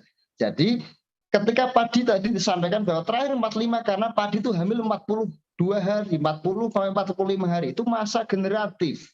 Vegetatifnya dari mana? Penyemprotan, dicek pH-nya, jika masih di bawah 5, pH-nya disemprot sebelum tanam. Ternyata 1-7 setelah pindah penjarangan ke lahan, pindah ke sawah, itu juga disemprotan. Itu masa vegetatif. Terus kemudian tengah-tengahnya di 45, intervalnya 15 hari. Kenapa 15 hari? Karena tanaman itu pupuk menguap 15 hari. Dia butuh stok untuk lanjutan 15 hari kemudian. Berarti fotosintesa pun di awal 1-7 setelah munculnya tunas atau masa vegetatif, 15, 30, 45-nya itu masa generatif. Itu berlaku jika horti. Jika tanaman semusim, porang, ketela, itu pun dipanen 9 bulan, jahe itu 9 bulan. Berarti masa tengah-tengahnya 4 bulan. Kuncinya kita ngasih makan. Masa vegetatifnya berarti kita 1-7 setelah muncul tunas. Hari pertama tanaman adalah hari pertama munculnya tunas. Kemudian 15, 30, 45, 60, 75 boleh. Kalau enggak dilewati 90. Terakhir 120 tengah-tengah umurnya. Itu kuncinya. Berarti masa generatifnya. Lah petani kita terkadang enggak. Petani kita kalau sudah berbuah enggak dikasih makan lagi. Tapi kalau tanaman semusim, kalau kita kasih makan lagi percuma karena bentar lagi juga masa menunggu panen. Jadi harus menghitung nilai worth it, efisiensi dalam penanaman. Jadi sebenarnya masa vegetatif boleh aja dipupuk ya, cuma kurang Boleh. efektif kalau buat tanaman yang kayak tadi itu ya, Prof. Karena kan pas dia dipupuk nanti udah mau panen gitu ya, atau Mau gimana? panen. Lah menghitungnya nilai efisiensi lagi. Kalau logikanya 40 hari, 42 hari, 45 hari dikasih makan karena dia hamil. Kalau istri kita hamil butuh 4 sehat 5 sempurna untuk bekal dia melahirkan gitu kan. Nah, jadi intinya bekal untuk sampai 65 hari ke depan, 60 hari sampai dia persiapan untuk masa. Intinya kalau kita kasih lagi, nanti ada bulir-bulir baru, kita semprot pakai fotonya, bulir-bulir baru bermunculan sehingga nanti toh dipotong lagi. Kecuali dipotong 5 cm setelah tanam, disemprot lagi, hidup lagi. Itu masa vegetatif lagi. Salin ibu namanya gitu, Kapten. Tapi saya kira menghitung efisiensi mentang-mentang bagus, terus kemudian 60-70 semprot lagi, itu kurang tepat. Menurut saya kurang tepat. Jadi saya kira terakhir 45, kalaupun mau ditambahkan lagi di umur 55, nggak lebih dari 60 hari itu masih efektif gitu, Kapten. Oke. Kemudian kalau pupuk fotosintesa ini mengandung bakteri tertentu, apakah bisa bakteri tersebut itu masuk melalui stomata penyemprotan? Aplikasinya sebenarnya yang bagus itu disemprot atau disiram atau dikocor gitu ya. Bakteri bisa nggak sih kalau memang ada bakterinya, apa bisa masuk melalui stomata? Mungkin maksudnya kenapa nggak ke tanah gitu kali, Prof? Jadi itu yang harus ini. Yes, saya ulangi lagi bonus terakhir. Tanaman makan dari 2. Yang pertama stomata, mulut daun di bawah daun. Nyemprot dari bawah ke atas, dimakan oleh stomata. Kalau atasnya namanya mantel. Terus kemudian yang kedua makan pakai mulut akar. Mulut akar itu bebas. Mulut akar di bawahnya itu ada akar tunggang, akar serabut, akar ujung. Mulut ujungnya jauh gitu ya, gitu kan. Bebas mau ngasih makan yang mana. Gitu kan. Mau disemprot, mau dikocor, bebas, sah-sah saja, boleh-boleh saja. Lah kalau bakteri apakah mampu untuk dimakan tanaman? Lah kalau mulutnya membuka pasti dia masuk. Lah membuka tuh kapan? Berarti pas masa-masa tidak berfotosintesis di bawah jam 9 pagi, terus kemudian sorenya di bawah jam 3 atau malam tuh mulutnya membuka. Kita semprot pun masuk. Kalau nggak percaya diintip aja pakai gini. Kan gitu aja. Nah, sesimpel itu. Jadi memang tanaman makan dari dua, yang pertama stomata, yang kedua pakai teori akar. Kenapa dikocor? Karena untuk juga makan akar dan membenahi akar dan juga membenahi tanah. Kurang lebih seperti itu, Kapten. Tadi sebenarnya spesifikasinya dia nanyain bakterinya, Prof. Oh, Apa bakterinya. bakterinya itu ikut nutrisi yang dari stomata juga, atau mungkin bakteri itu sebenarnya yang jatuh ke tanah aja gitu. Dia tadi nanyain bakterinya. Ya, beberapa bakteri juga dibutuhkan pada tanaman. Tanaman juga membenahi fungsi akar. Bakteri kan banyak, nggak mungkin saya sebutkan. Kalau saya sekarang sudah tak namai Jumadi, Solikin, Patkur, Eko, Bambang itu bakterinya, tugasnya masing-masing. Sesimpel itu. Tugasnya sudah masing-masing. Ada yang membenahi tanah, ada yang bawa pacul untuk meloading makanan ke atas, itu aja sih. Cuman kami dimaafkan jika kami tidak bisa membuka terkait semua kandungan. Kami banyak sekali yang kita rahasiakan, cuma itu berkaitan dengan haki kami, perusahaan, sehingga kami tidak bisa membuka terkait itu. Kalau nggak, nanti kami buka semuanya, teman-teman saya yakin bisa bikin pupuk sendiri, kemudian PTBS nggak laku nanti, kasihan semua. Oke, terima kasih, Prof. Pak Oke. Humphrey Krisandono ini tanya, apakah kalau udah pakai fotosintesa ini masih butuh pupuk lainnya? Bagaimana kalau dikombinasikan, misalnya dikombinasikan dengan pupuk lain yang di PTBS atau dikombinasikan dengan pupuk lain yang lain gitu? Sebaiknya seperti apa SOP dari fotosintesa atau slow release ini? Kalau SOP menurut kami, kalau tanyanya ke saya, SOP menurut saya nggak perlu. Tapi kalau teman-teman punya SOP sendiri, silahkan dilakukan. Tapi kalau tanya ke saya, nggak perlu, karena kami sudah melengkapi. Gini, kalau ternyata misal gini, saya dulu pernah bikin satu pupuk, hanya pupuk vegetatif saja. Ada orang yang komplain, Mas, kenapa sih pupuknya nggak di satu tempat terus ini vegetatif, dijadikan satu untuk melengkapi semuanya, majemuk untuk vegetatif dan generatif. Oh iya, salah lagi kan. Terus kemudian saya bikin pupuk satu lagi namanya pupuk generatif. Itu hanya untuk memacu pertumbuhan buah dan lain sebagainya. Mas, kenapa sih ketika bikin pupuk generatif nggak bikin vegetatifnya sekalian? Salah lagi. Sekarang ini sudah dibikin satu produk untuk melengkapi semuanya. Kenapa minta tambahan lagi? Minta dipecah lagi? Minta pecah lagi. Dan itu sah-sah saja. Kalau tanya saya, jawaban saya nggak perlu. Tapi kalau mau dilakukan silahkan. Kami tidak pernah melarang. Tapi kami punya SOP sendiri. Gitu, Kapten. Kalimatnya mah boleh, silahkan gitu aja. Boleh saja. Boleh saja. Oke. Paham ya teman-teman ya. Jadi menarik ini ya. Sebentar. Waduh, ini geser dulu pertanyaannya. Aduh, nyampe mana tadi ya? Turunkan. Oh, nggak usah. Ini pertanyaannya udah tadi ya. Kita cari yang lain. Ini tentang tanah-tanah udah. Nah, tentang Pak Kawit Widodo tentang jamur kuping dan jamur tiram. Anjurannya pakai fotosintesa. Baiknya disiram atau disuntikkan di plastiknya, Prof. Karena jamur tidak pakai tanah, tetapi pakai serutan kayu dari mebel. Mohon arahannya. Salam. Semprot aja. Direndam boleh sebentar, sembari disemprot. Terpenting kalau jamur itu setelah dipanen langsung disemprot. Karena patahannya itu akan menyerap nutrisi. Dia butuh asupan untuk makan, untuk berkembang lagi. Kira-kira seperti itu, Kapten. Jamur. Jadi disemprot dan begitu dipanen langsung semprot lagi. Langsung semprot lagi, udah gitu aja. Kalau jamur saya kira, waduh banyak sekali yang sudah mencoba dan alhamdulillah peningkatannya cukup luar biasa terkait menggunakan fotosintesa. Kira-kira seperti itu. Terus kemudian ini saya tadi ada melihat pertanyaan-pertanyaan, apakah fotosintesa ini ada kadaluarsa? Saya menjawab itu. Ada, Pak. Cuman waktunya cukup lama, 300 tahun lebih 6 bulan. Jadi saya kira masih aman. Tapi saya sampaikan lagi bahwa fotosintesa ini sebenarnya tidak ada kata kadaluarsa. Cuman sebisa mungkin kita memberikan keadaan fresh, tidak membiangkan. Bukan masalah pada pupuknya, masalahnya pada airnya. Hindari air-air yang mengandung kapori, tawas, kemudian air hujan pun terkadang asamnya nggak stabil.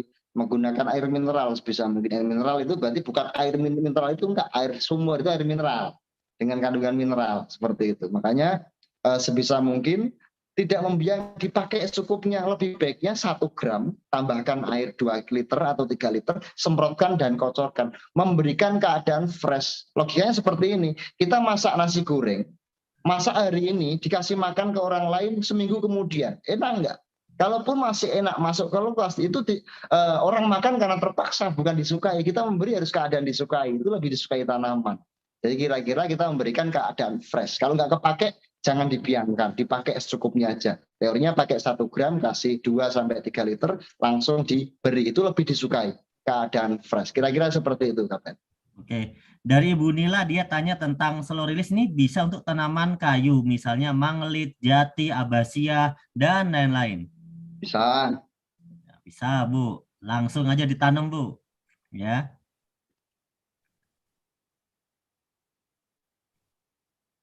Oke. Oke, cerita yang lain lagi. Ini udah dijawab semua ya, kalau yang standar-standar. Kita cari-cari. Malah testimoni. Wah, banyak testimoni nih. Nah, oke, sekarang ini dari Pak Rido Gaul. Assalamualaikum Pak, mau nanya kalau mengaplikasikan buat pohon duren, butuh berapa kali penanaman sampai mulai berbuah? Mungkin ini kalau durian itu dimulai dari kapan, umur berapa, pasnya, ya aturannya seperti apa setiap umur duriannya gitu ya Prof. Dan sekaligus penjelasan tentang durian. Nah, sekalian aja biar. Kalau durian sih gini Pak, Bapak beli, besok ditanam. Dihitung harinya, 3 bulan lagi ditanam lagi, rutin. Udah gitu aja. Nah nanti terkait cara, namanya ada cara pruning, menghitung, kembali lagi saya ulangi, untuk durian itu kita harus melihat terkait 1, cek pH-nya. Sebisa mungkin durian itu dari pohon itu sekitarnya dibersihkan. Ditabur kapur dolomit boleh untuk menjaga pH-nya. Atau dikocor fotosintesa boleh, ditanam seulis 3 bulan sekali, itu untuk fungsi membenahi fungsi akar, batang, serta daun, serta kecukupan gizi selama 3 bulan ke depan. Nah, lebih seperti itu. Nah, kemudian kuncinya durian itu 100 daun membawai 1 buah. Jadi 100 daun membawai 1 buah. Jika Bapak durian sudah besar ya nggak usah dipotong sampai ke atas. Kalau emang durian yang kecil-kecil itu dihitung kira-kira. 1 daun membawai 1 buah. Jika ternyata daunnya ada 500, harus ada menghitung Pak. Nah itu ujian kayak ujian TK menghitung daun, itu kan keren Pak. Nah itu kira-kira 500 berarti layaknya 5 buah. Jika buahnya terlalu banyak, 5 atau lebih dibuang, dipilih yang terbaik. Atau dipilih supaya seimbang, tidak kepucuk semuanya, harus dibagi. Itu lebih sempurna karena yang mengisi berat bobot dan rasa untuk berfotosintesis ria dari matahari untuk mengisi itu 100 daun membawai 1 buah. Kira-kira seperti itu. Yang penting kita cukupi makanan 3 bulan sekali. Kuncinya apa? Kita menanam harus bertanggung jawab, merawat dengan baik. Kita menanam, menghidupi, berarti harus bertanggung jawab memberi makan selama hidupnya. Kira-kira seperti itu, Kak. Oke, ini mungkin terkait juga dengan durian. Kalau durian itu yang masih muda, itu mungkin tidak perlu 1 saset ya, Prof. Kalau yang dia nanam dari kecil. Nggak perlu. Atau dikocor fotosintesa aja, pakai 1 gayung gitu aja, sebulan iya, sekali. kalau masih kecil pakai fotosintesa aja. Kalau yang udah gede baru pakai slow release ya. Kalau yang udah nggak kejangkau lah tingginya. Gitu ya. Menghitung efisiensinya, efisiensi betamun. Oh Pak, durian saya di tebing gunung yang tidak ada air. Ya sudah pakai sois, kasih 1 sendok aja, 1 sendok teh cukup itu. Gitu. Ditanam 1 sendok teh, itu dilakukan 1,5 bulan sekali atau 1 bulan sekali. Gitu Kapten, kira-kira. Siap. Pak Andi Chandra, Regent, saya ada tanaman jengkol umur 3 tahun baru belajar berbuah. 3 tahun itu baru belajar, oke. Pupuk jenis apa yang paling tepat diaplikasikan jumlah tanamannya 400 pohon nih jengkolnya, Prof. Umurnya 3 tahun, baru belajar berbuah. Ya dikocor 1-2 liter fotosintesa pun kelar. Tanam kasih 2 sendok atau setengah slow release pun nggak ada masalah. Dibagi setengah gitu, yang 1 sana, yang 1 dibagi aja. Itu tidak masalah, rutin 3 bulan sekali. Gitu. Karena kemarin saya karena hobinya ngopi, banyak kemarin yang panen kopi, saya dikirim kopi. Terus kemudian saya kemarin ada juga yang jengkolnya tidak berbuah, saya kasih pupuk, kemudian bagi hasil saya dikirim dikirim jengkol banyak sekali. Akhirnya kan ya nggak saya makan semua, ya artinya kan yang tidak produktif pun langsung kita sempurnakan dengan produktif, tapi butuh waktu. Jadi jangan menganggap bahwa pupuk ini katanya sebulan langsung berbuah. Ada yang seperti itu, tapi ada juga yang memang butuh proses, tergantung tanamannya, membenahi dulu, fungsi-fungsinya itu dibenahi dulu. Jangan kita memaksa orang sakit, dipaksa untuk berjalan. Gitu, makanya biarkan dia sehat dulu, jika sakit membenahi dulu. Jadi cara pembenahan pun ada cara-caranya. Contohnya ada tanaman-tanaman yang petani kita itu tanamannya sakit tapi diberi makan tanpa lupa diobati dulu seharusnya, tapi habis itu dikasih makan. Contoh, sekarang ada cara-cara pemupukan itu dengan cara disuntik atau diinfus. Diinfus itu logika, kalau kita ke rumah sakit diinfus itu kalau orang sakit. Nah, kalau tanaman saya diinfus itu berarti orangnya mulutnya aja masih membuka untuk makan enak. Kenapa harus diinfus? Nggak masuk akal. Jika sakit boleh diinfus. Gitu. Jadi cara kita memberi makan bayangkan seperti cara kita memberi makan pada tanaman. Kira-kira seperti itu. Itu cara kita memuliakan tanaman. Oke. Oke, berarti kalau pakai slow release kan itu per 3 bulan ya. Kalau buat tanaman-tanaman tadi jengkol atau tanaman keras ya. Kalau misalnya fotosintesa itu 1 bulan ya, Bro? 1 bulan. 1 bulan kan 1 ya? 1 bulan boleh, 2 minggu sekali boleh, karena fotosintesa itu memang membekali cukup lama. Cuman dia menguap selama 15 hari. Kalau disemprot, jika diskocor itu minimal membenahi fungsi akarnya. Untuk makanan, untuk membenahi supaya dia pH-nya tetap stabil. Kira-kira seperti itu, Kapten. Oke. Siap.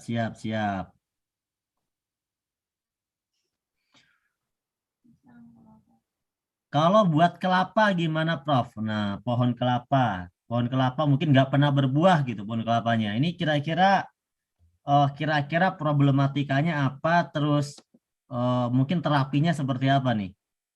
Kalau problemnya saya kurang paham, mungkin perlu ditelepon dulu apa masalahnya, apa putus cinta atau bagaimana, kan nggak tahu.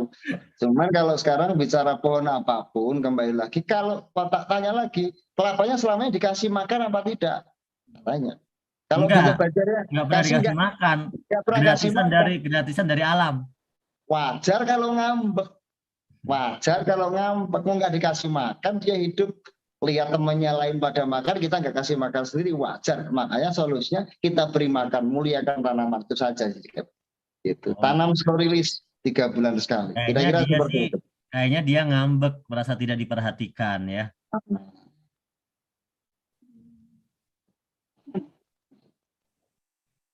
Untuk tanaman sawit sebelum pakai slow release, apakah harus dolomit dulu? Jika tidak pakai dolomit gimana? Langsung tanam slow release aja, kata Bu Rita Medan. Ini tergantung situasi ya. Kalau mau di dolomit juga bagus ya, Prof ya. Tapi dia tanyanya kalau nggak pakai dolomit gimana gitu. Ya kan indikasinya bukan boleh atau tidak. Jadi indikasinya berdasarkan riset. Caranya bagaimana dicek pH-nya. Kita nggak bisa mengasumsi apapun tanpa bukti otentik. Gini, kenapa kita menggunakan dolomit itu hanya menghitung efisiensi. Pakai fotosintesa pun bisa. Ternyata pesan ke PTBS, pesan fotosintesa lama antrinya. Ternyata tanamannya sudah butuh naikkan pH. Sebelahnya jual dolomit, sudah pakai dolomit aja. Atau mungkin kita ada pilihan 2, dolomit dan fotosintesa. Gabung nggak apa-apa. Atau dipisah. Oh Pak, ternyata daerah tempat kami dolomit itu harganya per kilo 1.000. Kalau butuhnya banyak kan mahal, murah fotosintesa, lebih efisiensi menggunakan ya udah pakai fotosintesa aja. Jadi indikasi bahwa boleh dan tidak itu pada kebutuhan. Jika pH-nya di atas 5, tidak perlu tambahkan dolomit atau tidak perlu dikocor fotosintesa. Atau dikocor fotosintesa pun dia butuh waktu berapa hari pasti pH-nya naik. Meningkat.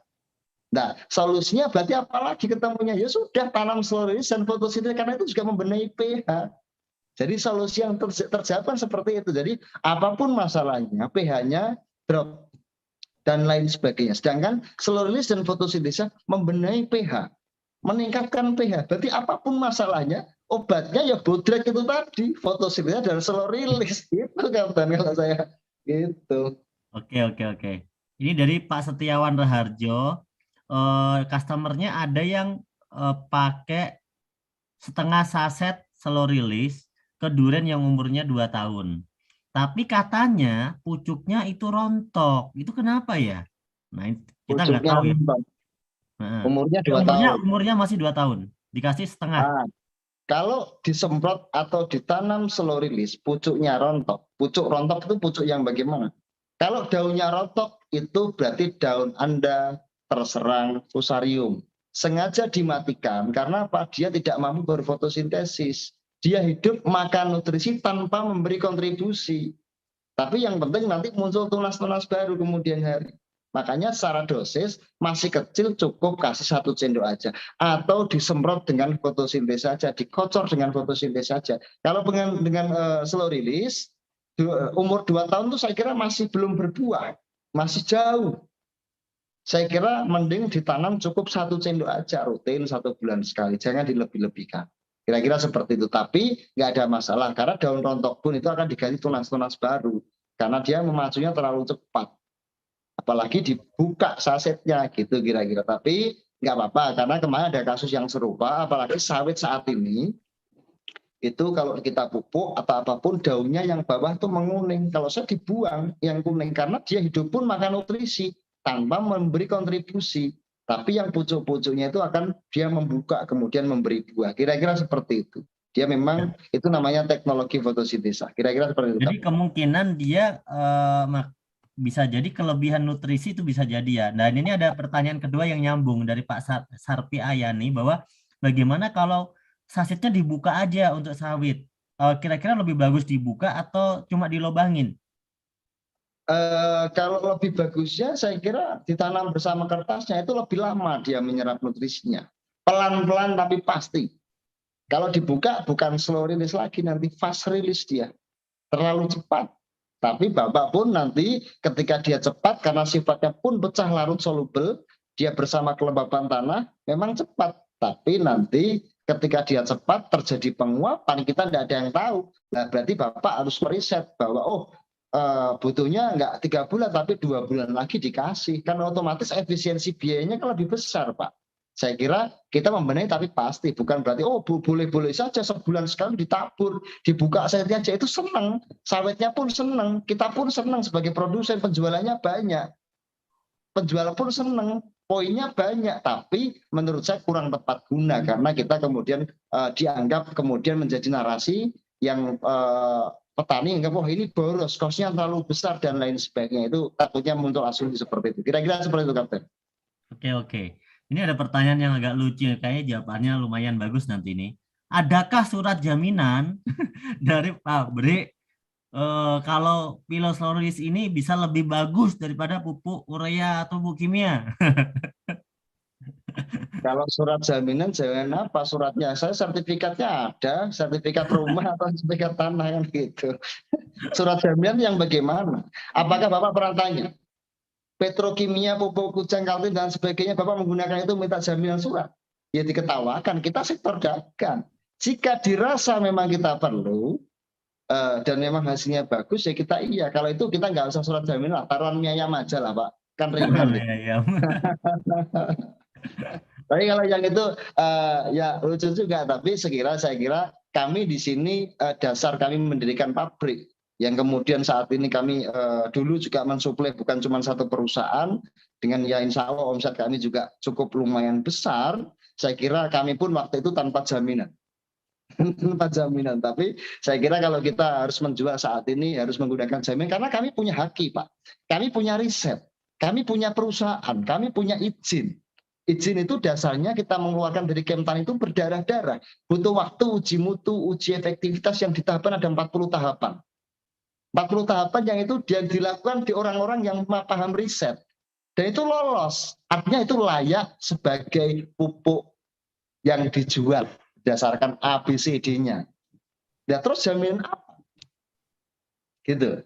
Ya, terus saya kembali lagi. Bapak, saya ketika itu kita buktikan lebih bagus, Bapak berani jamin saya mau order berapa miliar atau order berapa triliun, ayo kita bikin surat jaminan. Saya kira seperti itu kembali lagi. Kalau narasinya terbangun pada pabrik kami, Bapak berani kontrak berapa triliun?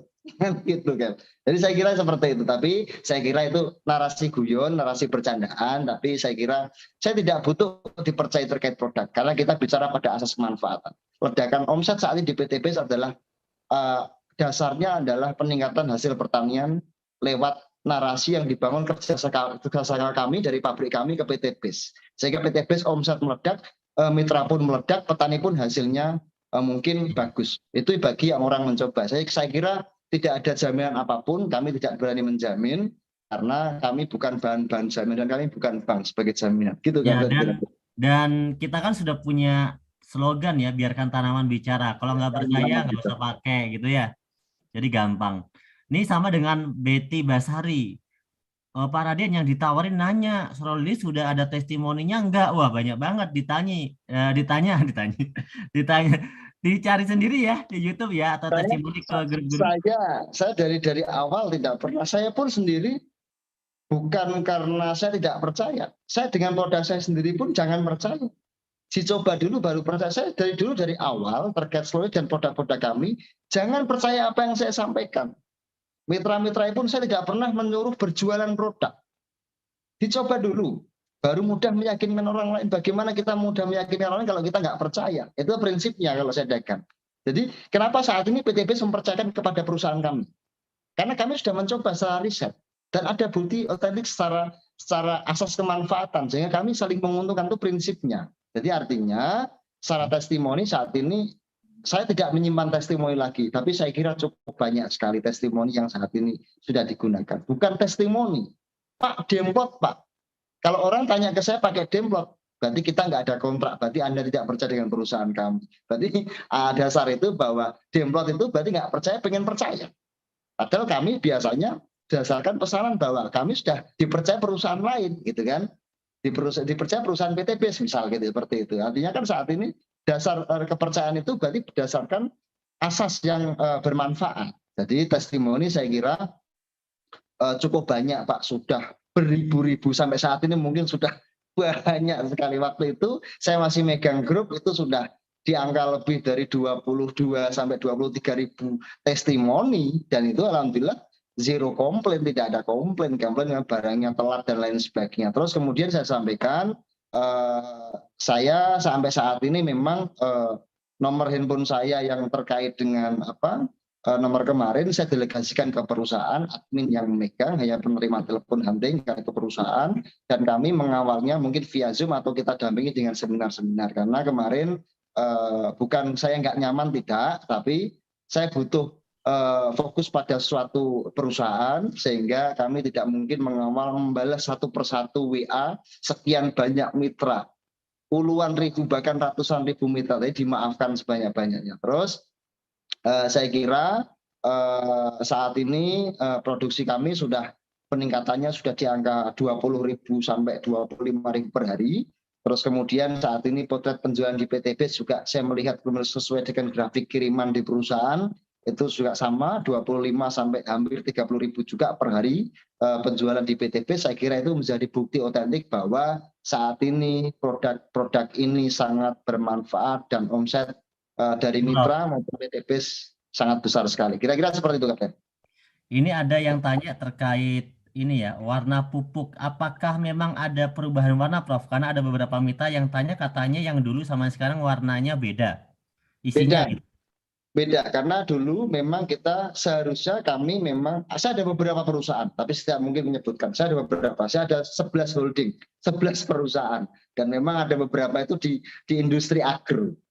Ada satu produk, saat ini satu perusahaan, dua perusahaan PT yang saat ini ke PTBS, seperti itu.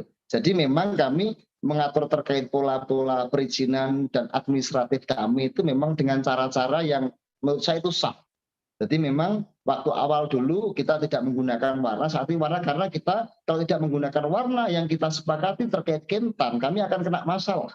Karena kita harus SLF, standar layak fungsi, sesuai dengan uji Kentan yang berlaku saat ini. Saya kira dimaklumi terkait itu, karena apapun itu kami sampai saat ini selalu meningkatkan dan menjaga kualitas terkait produk. Tidak melebih-lebihkan atau tidak mengurang-urangi, sesuai dengan aturan yang berlaku. Kira-kira seperti itu, kan? Oke, ini Pak Robert tanya berkali-kali nih ya. Dia tanya tentang tanah Papua masih perawan. Prof, berarti pupuk apa yang cocok dipakai? Mohon penjelasannya. Fotosintesa dan sois itu cocok untuk meminang dan melamar untuk tanah di Papua. Kira-kira seperti itu kata.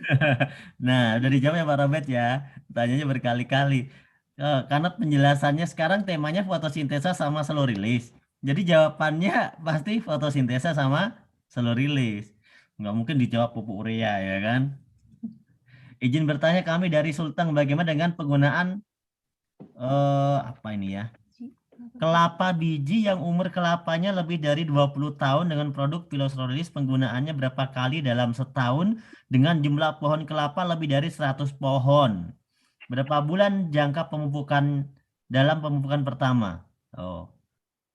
Caranya kalau saya simpel ini, ditanam slow release 3 bulan sekali, sembari dikocor pakai fotosintesa, 1 saset jadikan 60 liter, 1 tanaman 1 liter, 1 liter, 1 liter, itu slow release-nya 3 bulan sekali, fotosintesa dikasih 2 bulan sekali, itu sudah sip. Itu treatment karena umurnya sudah tua. Umurnya itu sebenarnya kelapa itu bisa berumur sampai 35 bahkan 40 tahun. Nah, itu masih masa-masa yang produktif 20 tahun itu. Masih bisa meskipun sudah sedikit tua. Tapi saya kira tanam slow ini di sekitaran akar, kemudian dikocor dengan fotosintesa 1 liter pun sudah aman. Atau kalau emang keberatan menggunakan slow release, bisa dengan fotosintesa 1 saset jadikan 60 liter, kemudian dikasih 2 liter rutin sebulan sekali, dah gitu aja. Nanti biarkan kelapa berbicara. Kira-kira seperti itu, Kak. Oke, jadi sebenarnya jawabannya berbagai macam tanaman itu intinya kalau Anda mau menggunakan slow release teman-teman, mungkin ini tidak akan terbaca semua ya pertanyaan. Anda garis bawahi apapun tanamannya, tanaman batang keras menggunakan pilo slow release itu dosis penggunaannya sama. Yang sudah siap berbuah, yang udah gede itu 1 pohon 1 saset. Gitu kan? Kalau yang masih muda bisa setengah saset. Kalau yang lebih muda lagi bisa 1 sendok gitu kan. Kalau pohonnya kecil ya jangan 1 saset kegedean gitu kan. Jadi disesuaikan aja ya Prof intinya ya dengan tanamannya. Karena kalau kayaknya kalau kita semua jenis tanaman ditanyakan jawabannya saya kira sama ya Prof ya. Untuk slow release ini.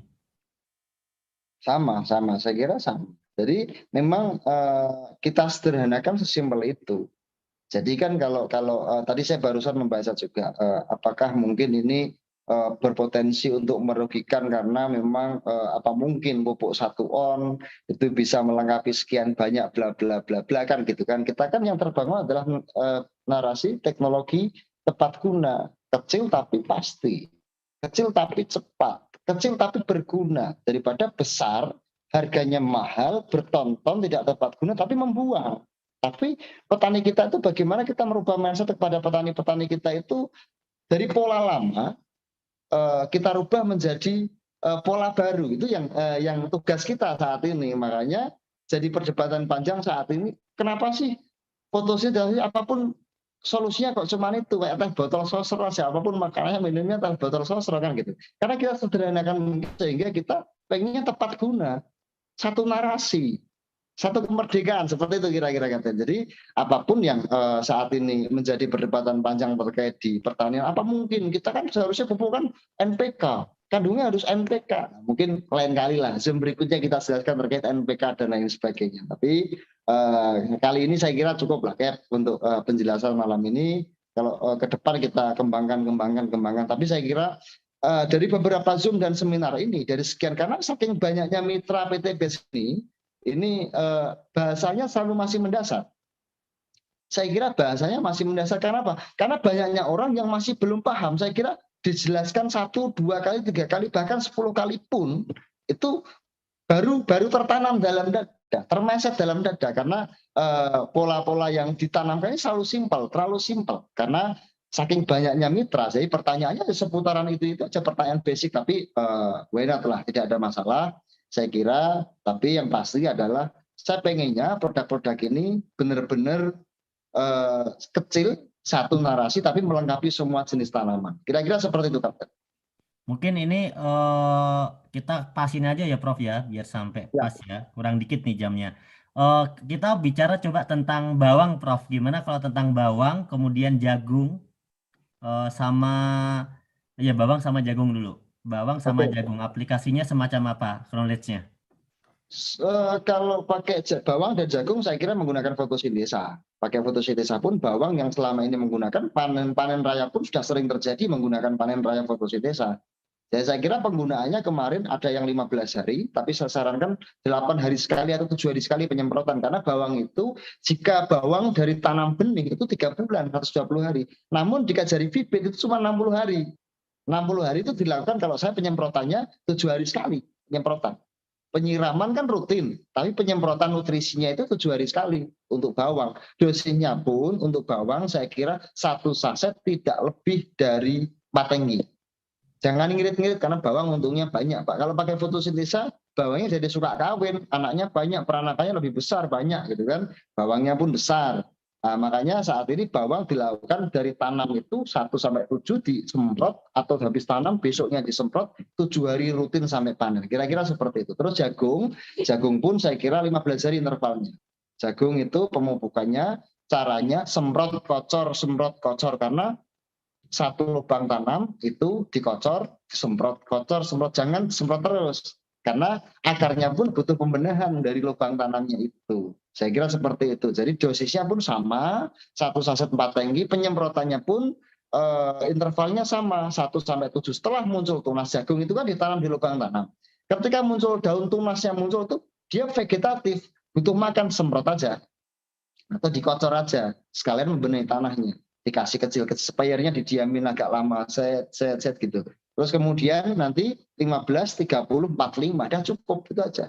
Dan diantisipasi terkait dengan tikus, karena tikus itu naik umur 72 hari, atau 67-72 hari, makanya pencegahan tempat harus bersih, dan lain sebagainya itu kan pencegahan untuk tikus supaya tidak naik. Tapi tikus diantisipasi di umur 72 hari. Kira-kira seperti itu, Kapten. Ini 2 pertanyaan terakhir ya, saya wakilin aja tentang herbiko atau herbisida. Kalau tanaman menggunakan herbisida itu untuk menggunakan fotosintesa atau pupuk lagi butuh jangka waktu berapa lama, Prof? Itu. Indikasinya bukan jangka berapa lama, pH-nya. Oh, indikasinya pH-nya. Ya. Karena teori gini, bocoran nih. Jadi menurut asumsi saya, apa beda pupuk dengan herbisida? Jika asam itu herbisida pembunuh, jika basa adalah pupuk. Nah, itu sekat tampak mata yang tidak terlihat. Gitu. Makanya banyak pola-pola, ya maaf, ketika kita asamnya tinggi, nggak tahu disemprotkan daunnya terbakar, karena itu sudah menjadi pestisida dari kami. Kan gitu kan? Cuma artinya gini, pestisida teori asam itu berarti dia pH-nya drop, otomatis satu, ada racun untuk membunuh, tidak bisa terbakar dia dengan matahari. Dan kemudian pH-nya pun akan drop. Nah, indikasinya berarti pH-nya jika sudah di atas 5 sudah mampu untuk menerima nutrisi. Itu aja jika. Itu rumus pertanian itu saya pengennya menyampaikan kepada petani atau mitra semuanya bahwa pertanian itu sebenarnya mudah, gampang, simple, semudah itu.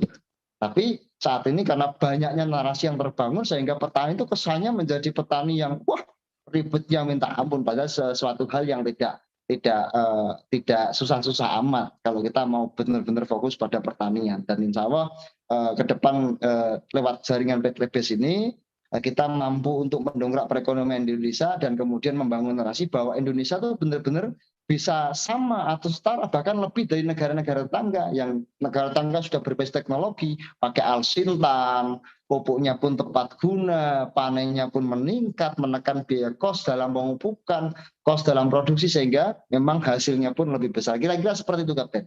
Cukup ya, Kapten ya? Terakhir, tadi ini terakhir nih, terakhir.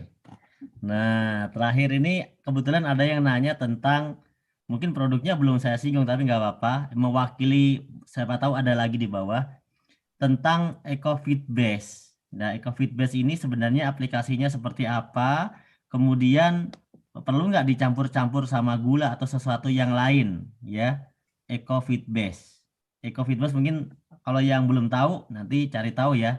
Karena ini ada yang tanya mungkin bisa menjadi pertanyaan terakhir untuk sesi Oke. pada malam hari ini. Oke, saya sampaikan lagi kabar terbaru terkait EcoFitBase. Kami belum direstui terkait perizinan di EcoFitBase karena harus pendampingan dokter. Mungkin alasannya dokter saat ini masih fokus pada COVID, mungkin dengan varian yang baru sehingga belum bisa mengawal kami. Tapi gini, nggak usah khawatir terkait EcoFitBase, penggunaannya sama seperti fotosintesa, diminumkan. EcoFitBase dan fotosintesa itu bisa untuk ternak. Alternatifnya jika ternyata EcoFitBase tidak kami launching, bisa menggunakan fotosintesa.